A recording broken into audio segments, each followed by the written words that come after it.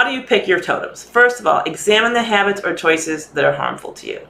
And ask yourself what they represent. What feeling do they evoke in you? And then pick a totem, an action you can take that is beneficial that would evoke the same feeling or spirit. Or what I find is sometimes I can just think of something. I can think of an event that happened maybe when I was 20-something or 30-something or 40-something. And when I think of that event, boom, a spirit of happiness, a spirit of gratitude, a spirit of caring fills me. So that would be the way to do it. It's so, so, so important. You have got to consciously choose your totems. You've got to look around your environment and see what totems do you have. And one way to see if something is a totem is to ask yourself, what would people think of me if I didn't have whatever the object is?